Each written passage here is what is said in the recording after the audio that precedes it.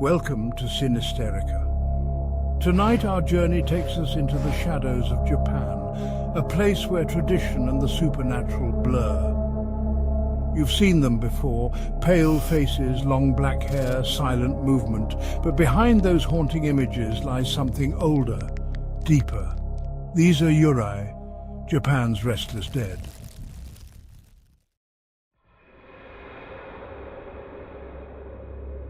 The term Yurei is written with two kanji, yu meaning faint or dim, and rei meaning spirit or soul.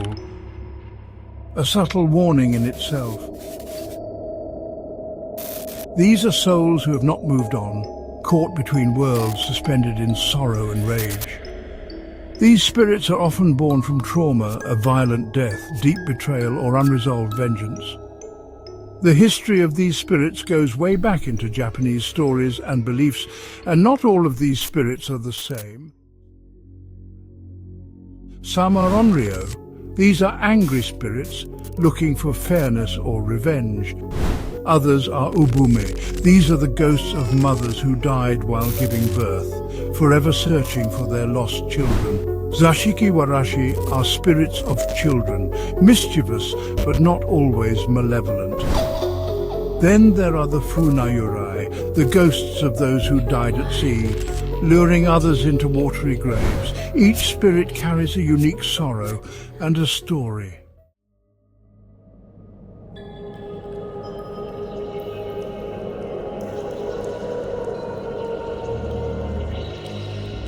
According to Buddhist belief, when a person dies, their soul undergoes a journey toward the afterlife. And to prevent a soul from becoming Yurei, Japanese funerals follow strict rites, incense, prayers and proper dressings. Sometimes family members will even seal the coffin with symbols to protect the living. But when death comes violently or emotions are left unresolved, hatred, jealousy, sorrow, the soul becomes stuck. This is where the Yurei begins. No funeral can appease them. No priest can banish them, unless their curse is lifted or vengeance fulfilled. Unlike Western ghosts, who might linger in sadness, Yurei are purposeful and often terrifyingly focused.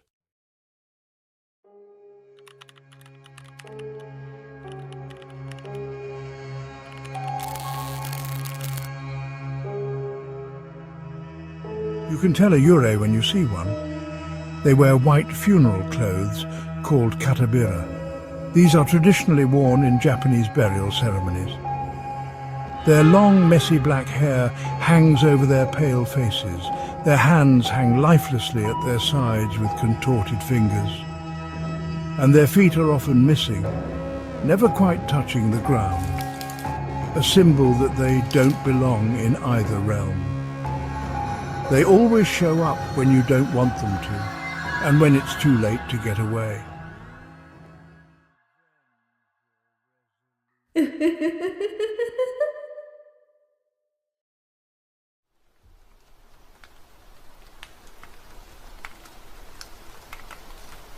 Yurei are often linked to specific places, such as the site of their death or a location of deep emotional significance. These haunted spots are known as Yurei-do, or haunted locations. From ancient temples to modern city apartments, sightings of Yurei have been reported across Japan. Some believe that these spirits are drawn to places with a tragic history, or those that disturb their graves. One of the most haunted locations in Japan is the Aokigahara forest, also known as the Suicide Forest. Located at the base of Mount Fuji, this dense, dark forest is infamous for the numerous suicides that occur there. Many believe that the spirits of those who died in Aokigahara become Yurei, wandering the forest and haunting visitors with their mournful wails and ghostly apparitions. And perhaps the most terrifying part, Yurei do not necessarily haunt a place. They can haunt a person.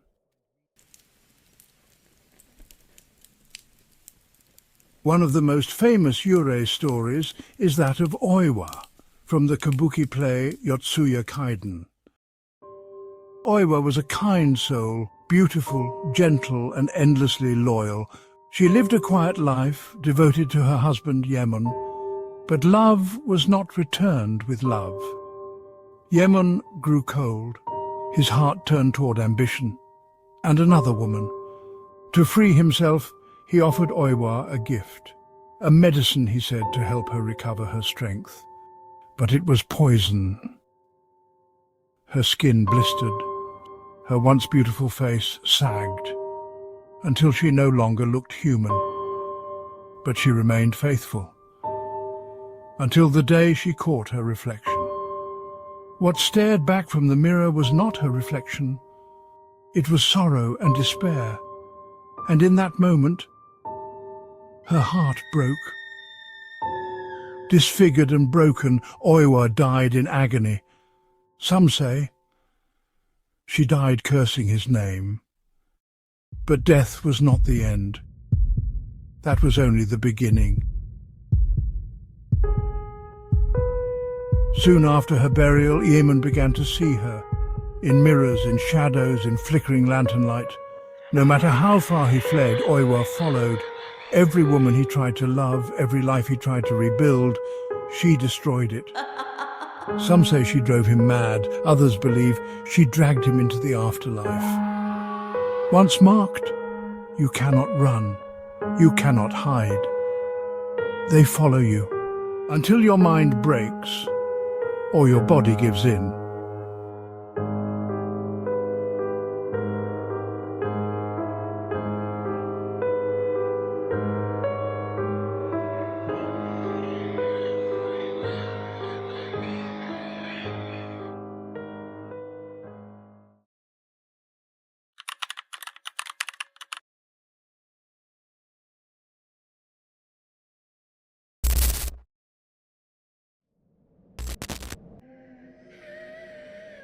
She saw you. Yurei haunt their victims by appearing suddenly, often in the dead of night, Turn it off. to instill maximum fear.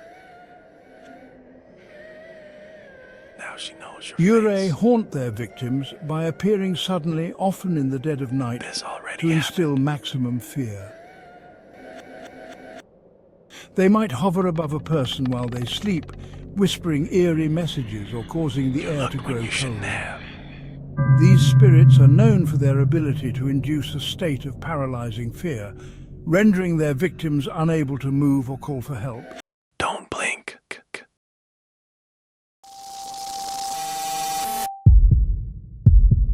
Again.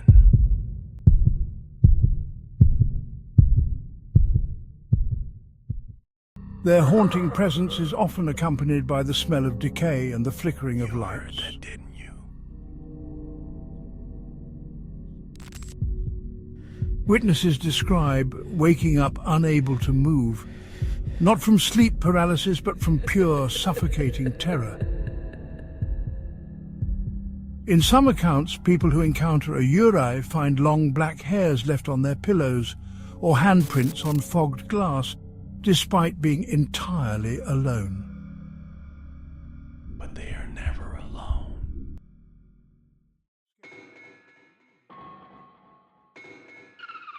The chilling influence of Yurei has even crossed into popular culture. They've become icons of horror. Films such as The Ring and The Grudge are based on the terrifying concept of them. In The Ring, the vengeful spirit Sadako emerges from a cursed videotape, bringing death with her unrelenting stare. In The Grudge, Kayako haunts the home where she and her son were murdered, the rage of her death poisoning the house itself. These films aren't exaggerations.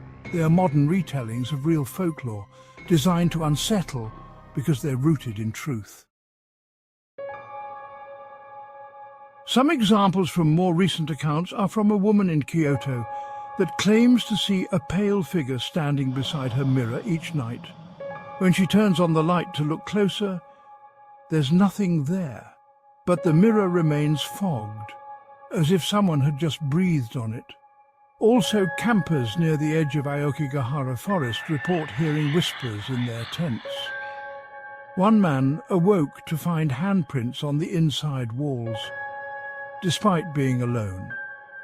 And there is a woman in Osaka that found her child speaking softly in the dark. When asked who he was talking to, he pointed to the corner of the room and whispered, "The lady in white, she cries a lot."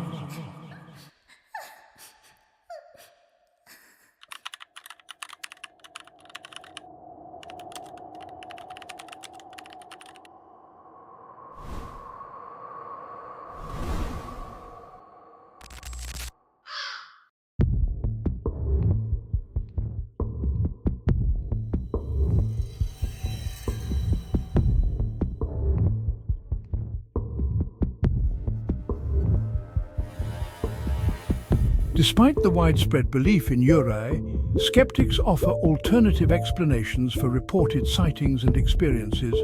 They delve into the psychological and cultural aspects that might lead people to believe they have encountered these spirits. They argue that many alleged encounters can be attributed to psychological phenomena, such as pareidolia, the tendency for the human brain to perceive meaningful patterns in random or vague stimuli. This phenomenon can make a shadow on the wall appear as a ghostly figure, or a rustling in the leaves sound like a whisper from the beyond. Another explanation offered by skeptics is sleep paralysis, a temporary inability to move or speak while falling asleep or waking up, often accompanied by vivid and terrifying hallucinations. These experiences can be so intense that they feel real, leading individuals to believe they have encountered a Yurei. Skeptics also point to the power of suggestion and the influence of cultural beliefs in shaping our perceptions and interpretations of the world around us. In a culture rich with ghost stories and supernatural folklore, it's easy for the mind to interpret ambiguous experiences as encounters with the paranormal. While they acknowledge the cultural significance of Yurei stories, skeptics emphasize that these tales are often passed down through generations, becoming deeply ingrained in the collective consciousness. This cultural backdrop can prime individuals to expect and even seek out supernatural experiences.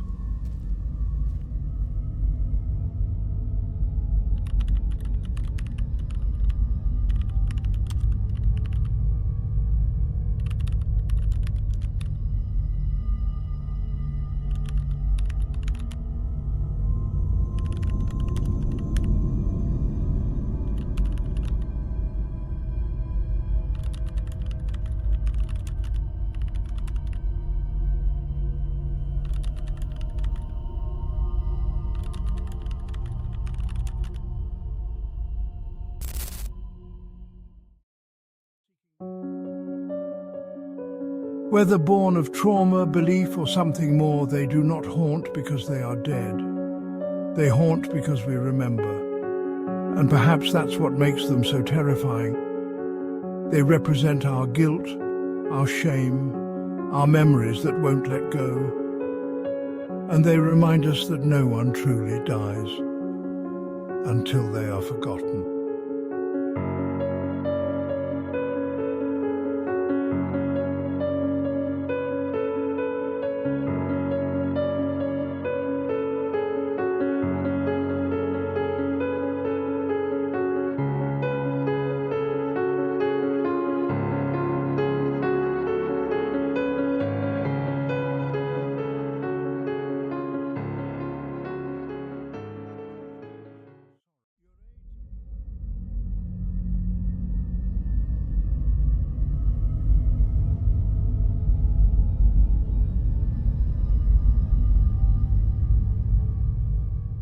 Thank you for watching.